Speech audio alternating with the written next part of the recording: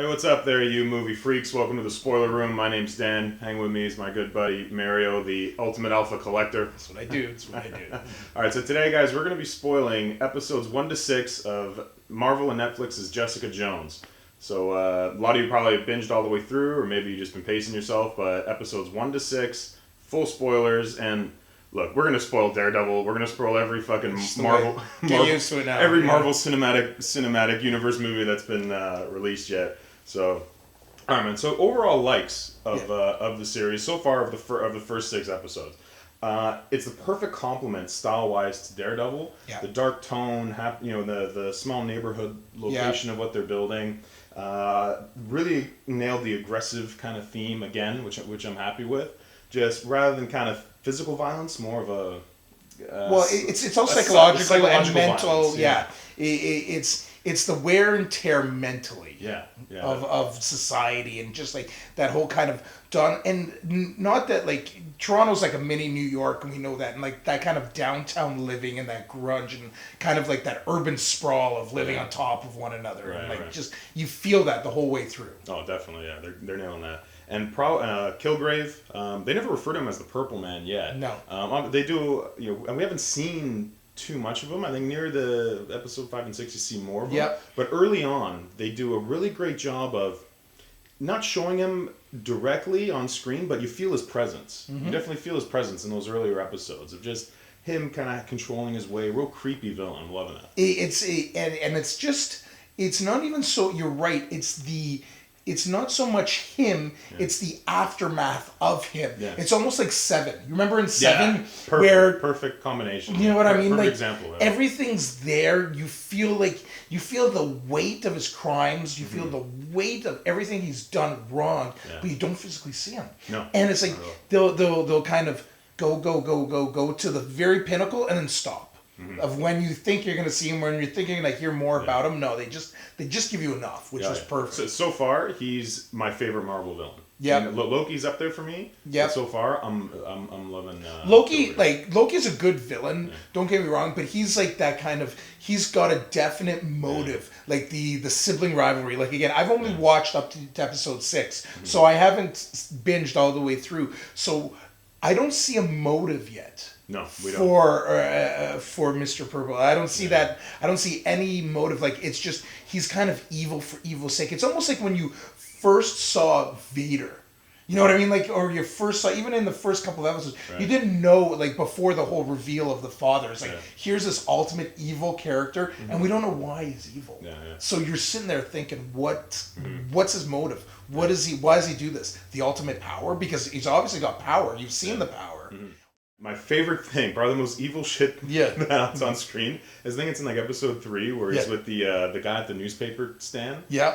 And he's annoyed at him and he's like, pick up that coffee. Throw it in your face. That was like the EMT guy where he made him cut his own, give him his own kidneys. Yeah. That was really harsh because the guy's stuck there living with. That's where I really got the Seven kind of reference during that episode. Yeah, I bet, right? And he was really eerie. Yeah. Before you saw him. Oh yeah, it's nightmarish. Like him using his powers is absolutely nightmarish. Right? Like, some of it has some comedy, but yeah, it's just like you couldn't stop yourself. No. And even you see how a lot of people, especially with the in episode 6 where he's playing cards with those guys, and he says, see how many hits it takes for you to put your head through that post. Yeah. And the guy's just smashing his head. And the guy will not stop. No. He'll just be compelled to keep smashing that post until like his brain is numb or he's done. Or he's dead. Yeah, or he's knocked himself out. Nightmarish use of his power. I also really like, he's got excellent contingency plans so far as well, and I hope they continue that, especially if finally we get more of a chase, or at least fighting with Jessica Jones and Luke Cage is involved. It's very smartly done the way he's done it. And like he's a great personification of the term diabolical genius. Mm-hmm. Like, you know what I mean? Like he's got all of that power, he's using it for the wrong reasons. It's absolute power corrupts. Like he does have absolute power, and he's so finely tuned corrupt. Even in that one scene of him just wanting to see Jessica Jones pictures, and he commands everybody to shut up. Yeah. Like it's such a small thing, but it's so powerful. I love it. It's so like, great. Oh, so you were talking about like what his end game is, and it doesn't. It's weird to me. Like in the earlier episodes, I was wondering, okay, what's why is he still stalking Jessica Jones, right? Yeah. I mean, if I had mind control, I would love to have a big, strong henchman with me all the time. Yeah. It would be something different. But with all the photos and everything else, and at the end buying her childhood home, like right at the end of episode 6. And when he's peels got to back, be. It has to be a love story. He has to be totally infatuated with her romantically. I'm absolutely convinced of that. Well, why else would you want those photos coming in? It's more than just I want my henchman back. He loves her. More than anything else, it's got to be. There's definitely some type of love there, because the whole thing is, it's like we were talking about, like when you have that type of power and you have that coerciveness and that power, it's like you can have any woman you ever want. Remember when he first meets Jones and he's got those two very attractive women side and side to him. He's like, you bore me. Yeah. You know what I mean? There's something about Here's this an girl. alpha like me. Yeah. Well, it's not even that she's just an alpha. She is an alpha, absolutely, but there's just something a little bit different about her. And I think the casting is where it's really well done here, because I can't really tell if she's pretty. You know what I mean? She's just one of those girls who, like, you can definitely see she's not ugly. There's some attractiveness to her, and he even says it himself in that one scene where it's like, a horrible sense of fashion, but that can be remedied. You know what I mean? Like it's just fucking dick. Yeah, he's a counselor. He's like, he just sees everything in her that he wants to, like, he sees like that spark. And there's definitely an infatuation there. And there's got to be some comparison. It's almost like, you remember like the story of like Mount Olympus and Zeus and all that, like absolute power, and he has like a goddess and he has everything, but he's always like, there's something about that kind of forbidden girl down on earth, and like he's looking for something that excites him, like the normalcy and like the fact that he can have anybody, just he's bored of it. Probably because that's been the way it is for his whole life. Yeah. Right? He's had everything he's ever wanted. Right and now. Here's the first one that's kind of resisting him a little bit. Yeah. Maybe he has to work a little harder or be strong with her. Yeah. Oh, I can totally see how he's infatuated with her. So far, Kilgrave is knocking it out of the park. I hope it continues. I want to see more. Please, I do too. I have no idea what's on that USB stick.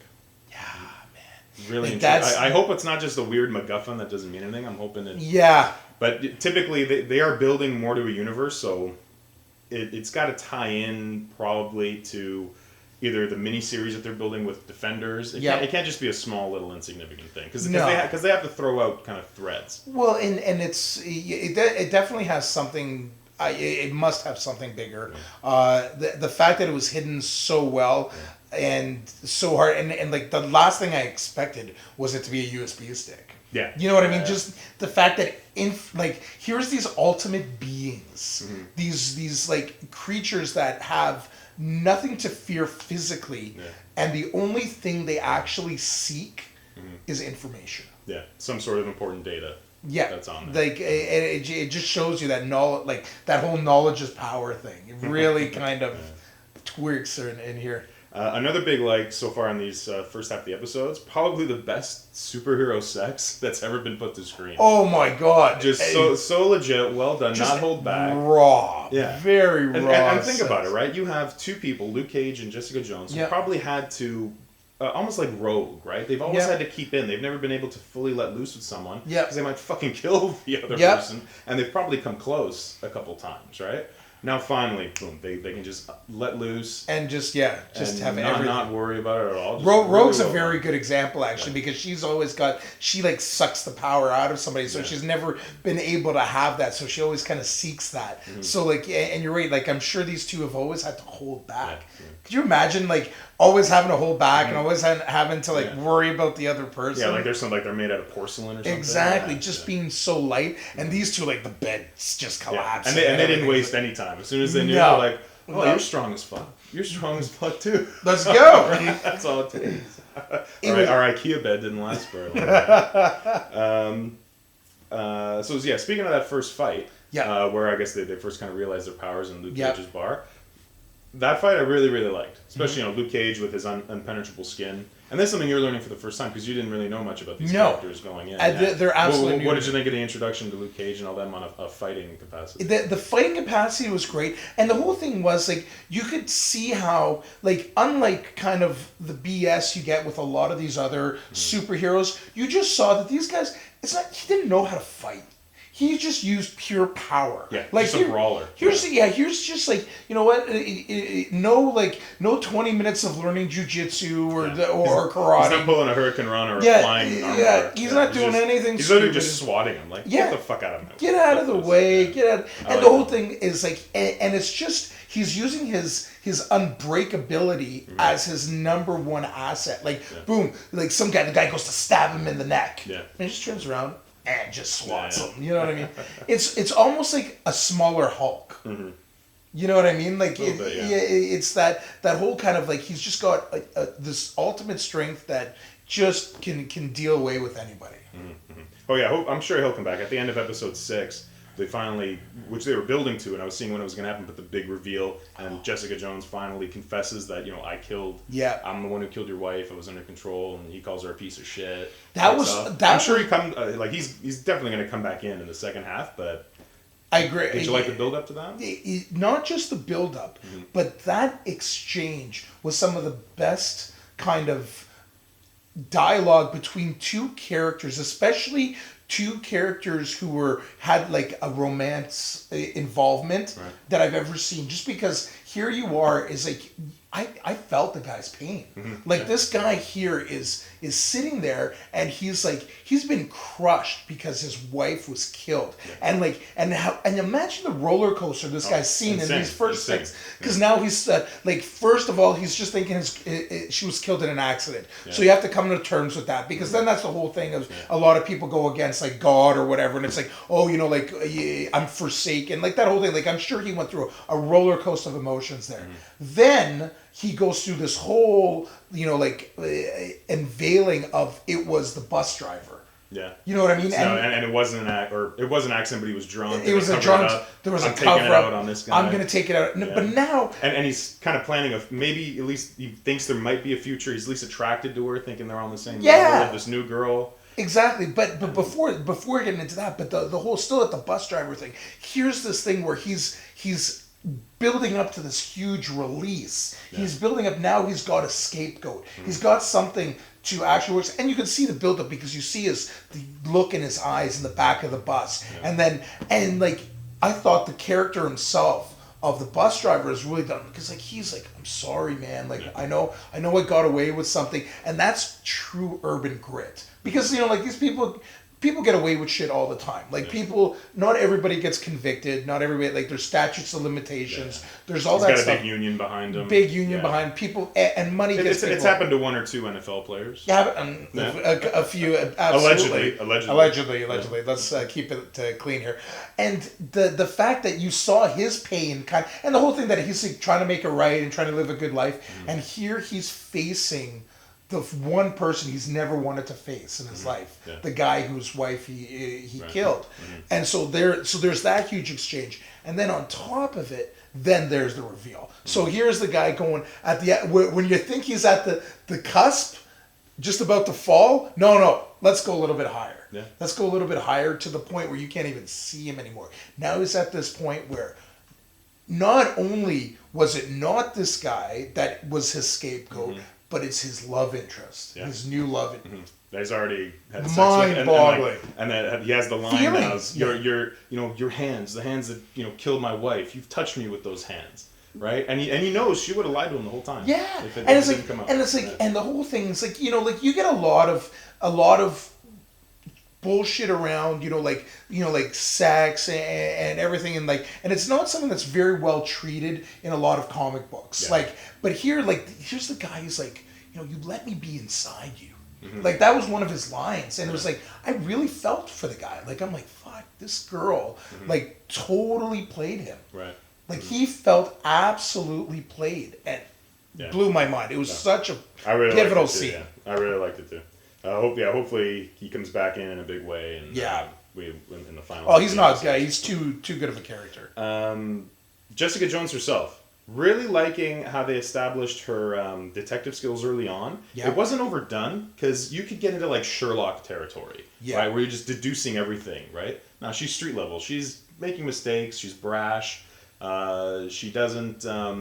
there's no bullshit with her, right? She walks into that Kilgrave survivor meeting. Yeah. They're like, oh, hey, you might be useful. What do you know? Yeah. All right, see ya. I love her brash, her brash, no bullshit aspect there.